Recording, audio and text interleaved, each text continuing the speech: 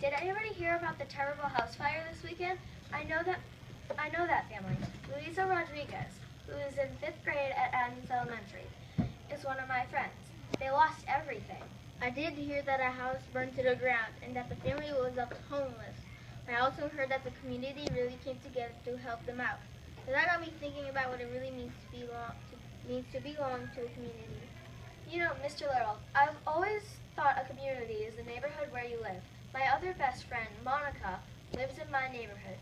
So she and I are members of that community, right? But then, hearing about what people outside their neighborhood did for the Rodriguez family made me think that community might be a lot more than just a neighborhood.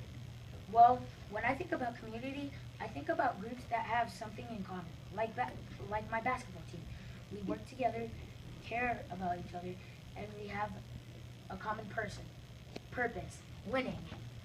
Wait a minute, Damon. You have to try out for your so-called community. Communities should welcome everyone like they did for the Rodriguez family. I don't think you're right, Sharonda.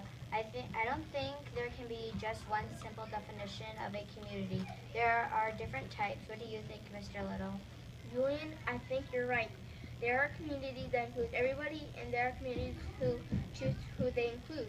Take me, for example. I sing in my synagogue choir, so I consider myself part of a musical community.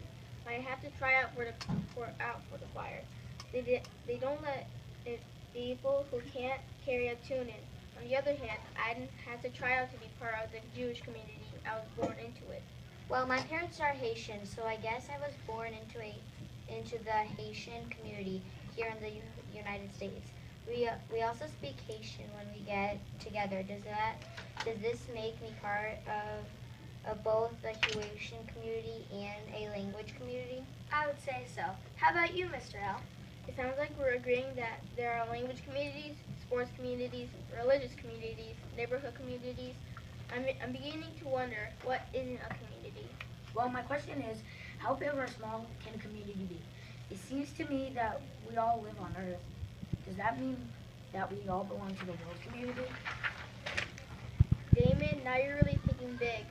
Some people sometimes call the world our global community. I guess a community can be as big as the Earth or as small as the local neighborhood. Or as local as our classroom, right? That's a community we all belong to. I feel a lot more a part of this class than I did at my old school. We never talked about cool stuff like this. I'm glad, Damon, you're happy you're here, and we promise to keep up the interesting conversations. Okay, listen up. I want you to think about the communities you want to belong to when you grow up, and I want you to tell me why. So go home, think about it, and we'll talk tomorrow. Write down at least 3 communities you want to belong to, okay? Class dismissed.